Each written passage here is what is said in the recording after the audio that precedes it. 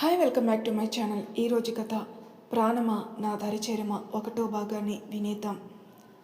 సమయం రాత్రి 9 గంటలు. వర్షంలో తడుస్తూ ఆటో కోసం ఎదురు చూస్తుంది ఆ అమ్మాయి. చుట్టూ అంతా చీకటి, మనుషులు ఉన్నారన్న జాడ కూడా తెలియటం లేదు. ఇంటికి ఎలా వెళ్ళాలి? టైం చూస్తే చాలా అయింది, మామయ్య కోప్పడతాడేమో అంటూ తనలోనే తాను అనుకుని ఎదురుగా వస్తున్న కారుని చూసింది శివాని. సిగరెట్ కాల్చుతూ కార్ లైట్ వెలుతురులో ఆమె ముఖం చూశాడతను. తడిచిన చీరలో ఆమె ఎంతో అందంగా అతని కంటికి కనిపించింది. శివాని గబగబా విండో దగ్గరకు వచ్చి, సార్ సార్ లిఫ్ట్ ఇస్తారా ప్లీజ్ సార్, ఇప్పటికే చాలా లేట్ అయింది అంటూ చలికి వణుకుతూ అడిగింది. కార్ ఆఫ్ చేశాడతను. చీకట్లో అతని ముఖం ఆమెకి కనిపించట్లేదు, కానీ ఆమె అందం మాత్రం అతని మనసుని అదుపు తప్పేలా మార్చేసింది. ఇస్తాను, కార్ ఎక్కు అంటూ కన్నింగా నవ్వుకున్నాడు. పాపం ఏమీ తెలియని శివాని గుడ్డిగా అతన్ని నమ్మి కారెక్కి భుజం చుట్టూ చీర కొంగు కప్పుకొని, ఫాస్ట్గా పోనివ్వండి సార్ ప్లీజ్ అంటూ ఎంతో రిక్వెస్టింగ్గా అడిగింది. నీ పేరేంటి? శివాని సార్. ఎందుకు అలా అడిగారు? నైస్. వెనక్కి తిరిగి శివానిని చూశాడు. ఎదురుగా వస్తున్న లారీ వెలుతురులో శివాని రూపం అతని కంటికి మరింత అందంగా కనిపించింది. శివాని మాత్రం అతన్ని చూడలేదు. తాగిన మైకంలో ఉన్న అతను శివాని అందచందాల్ని తనివి తీరా చూస్తూ చూపులోని ఆకలి తీర్చుకుంటున్నాడు. సార్ కారు పోనివ్వండి, ఎంతసేపు? కొంచెం భయంగానే అడిగింది శివాని. కార్ డోర్స్ ఓపెన్ అవ్వకుండా లాక్ వేసి విండో డోర్స్ అన్నీ క్లోజ్ చేసేశాడు. సార్ ఏం చేస్తున్నారు? భయం మొదలైంది మన శివానిలో. కానీ ఏం లాభం? అతని చేతుల్లో తన జీవితం నాశనం అవుతుందని ముందే గ్రహించి ఉంటే తనకి ఈ పరిస్థితి వచ్చేది కాదేమో.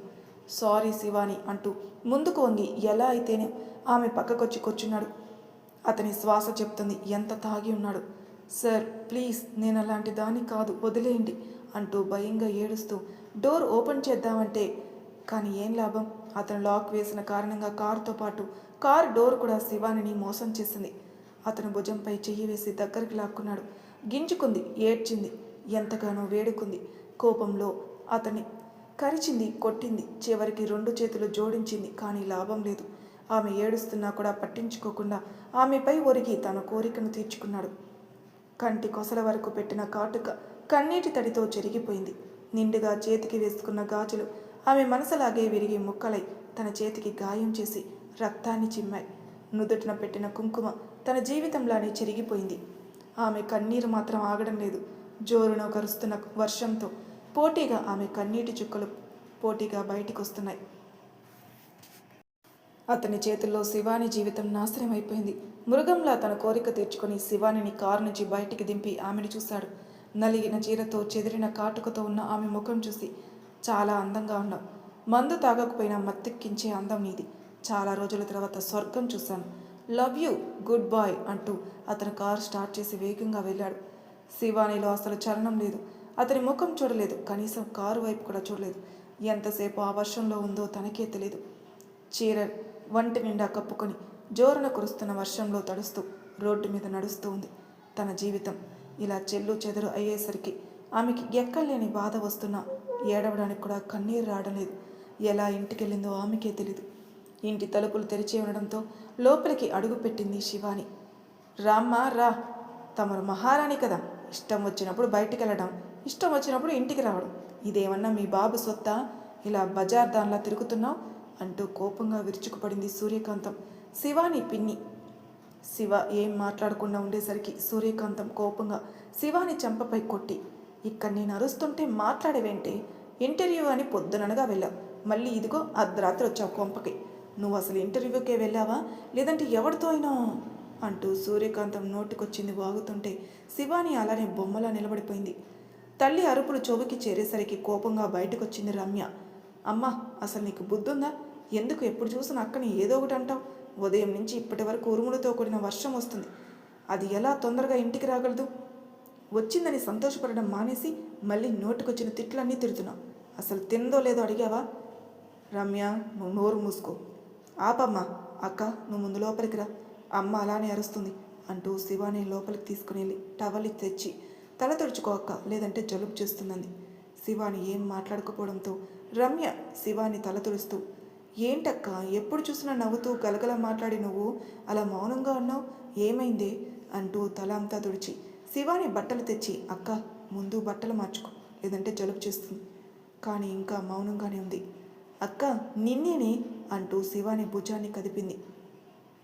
తన అక్క ఎంతకీ మాట్లాడలేకపోవడంతో రమ్య శివానిని చూసింది. మెడ దగ్గర పంటిగాట్లు, చెంపలు ఎర్రగా కందిపోవటం, చేతి మీద గాజు పెంకులు గుచ్చుకుని రక్తం కారటం చూసి రమ్య అనుమానంగా శివ పక్కన కూర్చుని, అక్క ఏమైంది, ఎందుకు ఇలా మౌనంగా ఉన్నావు? శివాని ఏం మాట్లాడలేదు. రమ్య చేతిలో ఉన్న బట్టలు తీసుకుని వాష్రూంలోకి వెళ్ళింది.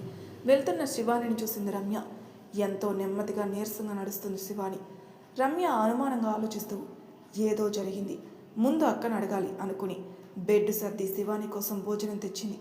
అప్పటికే శివాని స్నానం చేసి బట్టలు మార్చుకుని బయటకొచ్చి నేల మీద చాప వేసుకుని పడుకుంది. రమ్యకి ఏం అర్థం కాక శివాని పక్కన కూర్చుని, అక్క ఏమైంది? మౌనంగా ఉంది. ఒక్కసారి కాదు 1000 సార్లైనా అక్క ఏమైంది అని అడిగింది రమ్య. శివాని ఏమీ మాట్లాడకుండా పడుకునేసరికి రమ్య బాధగా శివాని పక్కనే పడుకుంది. సూర్యకిరణాలు ఫేస్ మీద పడేసరికి నిద్ర లేచింది. సూర్యకాంతం కాఫీ కప్పు టేబుల్ పక్కన లేకపోవడంతో కోపంగా శివాని అంటూ గట్టిగా అరిచింది. ఆ పిలుపుకి లోపలికి వచ్చి తల్లి చేతికి కాఫీ ఇచ్చి, ఈ రోజుకి కాస్త కోపం తగ్గించుకో, అక్కకి జ్వరంగా ఉంది. ఎవడ వర్షంలో తడవమన్నాడు, ఇప్పుడు ఇంటి చాకరీ ఎవరు చేస్తారే?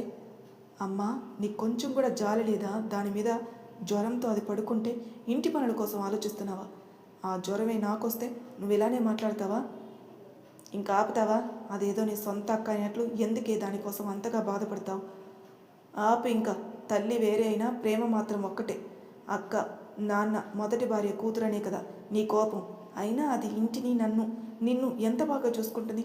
ఛీ, నీకెన్నిసార్లు చెప్పినా బుద్ధి రాదమ్మా. ఏమాత్రం అక్కకి పని చెప్పాలి, నేను అసలు ఊరుకునేది లేదు. ఏంటే బెదిరింపా? బెదిరింపే అనుకో. ఏమాత్రం నువ్వు అక్కని బాధ పెట్టినా సరే నేను అక్కని తీసుకుని దూరంగా వెళ్ళిపోతాను. నా కాలేజీకి టైం అవుతుంది, నేను వచ్చే వరకు అక్క జాగ్రత్త, ఎగ్జామ్ అవ్వగానే వచ్చేస్తాను అని చెప్పి కోపంగా కాలేజీకి వెళ్ళింది రమ్య.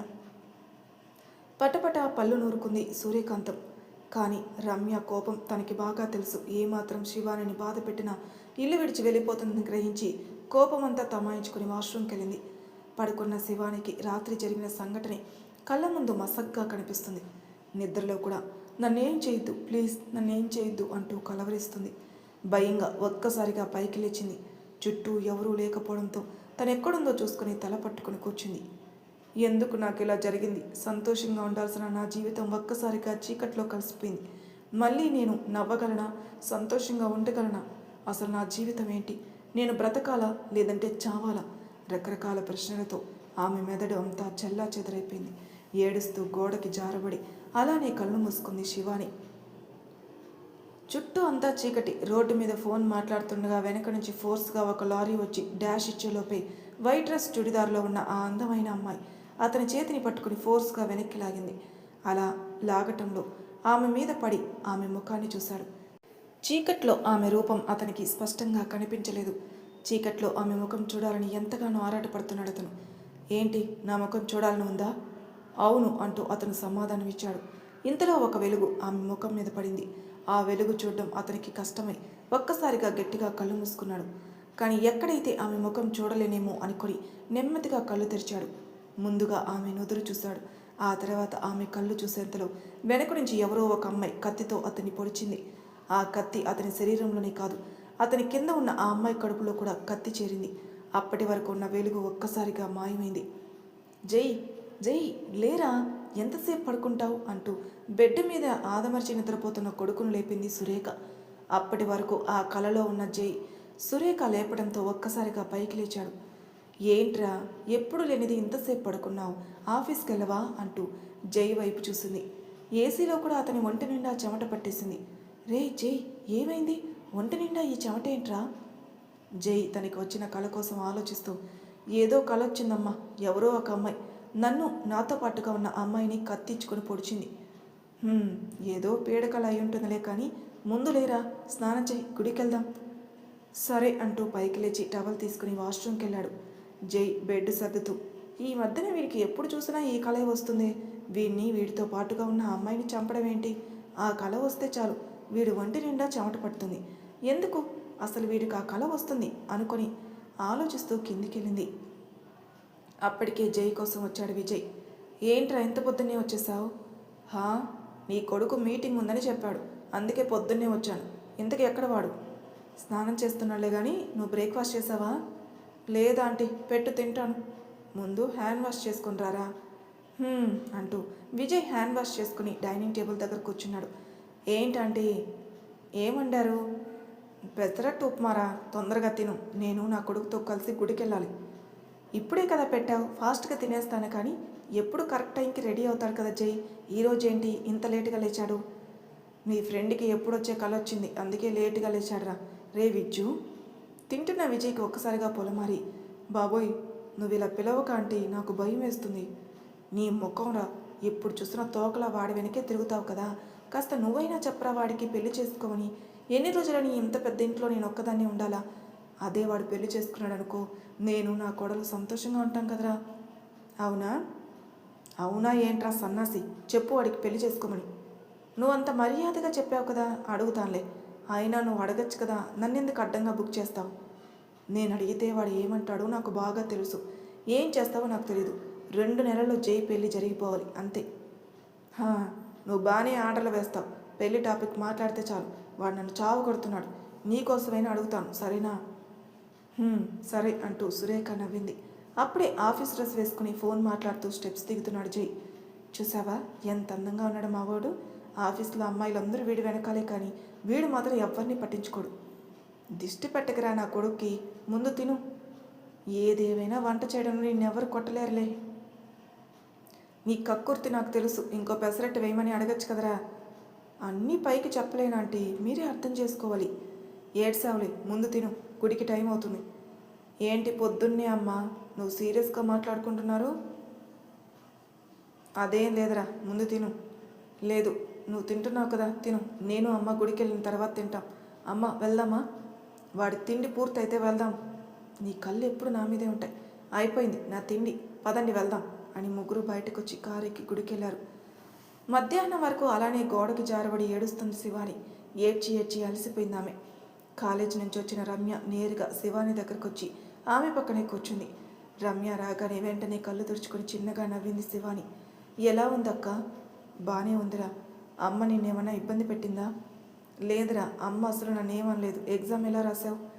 బాగానే రాశానక్క. ఏమైంది నీ జాబ్ వచ్చింది, రేపటి నుంచి ఆఫీస్కి వెళ్ళాలి అంటూ విరక్తిగా నవ్వింది. రమ్య బాధగా శివాని చేతిని పట్టుకుని, ఎవరక్క నీ జీవితాన్ని నాశనం చేసింది? శివాని షాక్గా చూసింది. రమ్య శివాని చేతిని గట్టిగా పట్టుకొని, రాత్రి నిన్ను చూడగానే నాకు అర్థమైందక్క. ఎందుకక్క ఇంత పెద్ద విషయం నా దగ్గర దాచావు? కనీసం నాతో కూడా చెప్పాలని అనిపించలేదా? శివాని ఏడుస్తూ చూసింది. ఎందుకక్క ఇంత జరిగినా నీలో నువ్వే బాధపడుతున్నావు, కానీ కనీసం నీ బాధను కూడా నాతో పంచుకోవడం లేదు. అంత పరాధాన్ని అయిపోయానా? రమ్య మాటలకి శివాని ఒక్కసారిగా రమ్యాని హత్తుకొని బోరున ఏడ్చింది. శివాని వెన్ను నిమురుతూ, ఎందుకక్క ఏడుస్తున్నావు? అసలు ఎవరు ఇలా చేసింది? ముందు వాడెవడో చెప్పు అంటూ రమ్య కోపంగా చూసింది. మరి తర్వాయి భాగంలో ఏం జరగబోతుందో నెక్స్ట్ ఎపిసోడ్లో తెలుసుకుందాం. అంతవరకు నా ఛానల్ సబ్స్క్రైబ్ చేయని వాళ్ళు ప్లీజ్ సబ్స్క్రైబ్ చేసుకోండి, లైక్ చేసి షేర్ చేయండి. మీ అభిప్రాయాలు నాకు కామెంట్ రూపంలో తెలియజేయండి. Thank you for listening.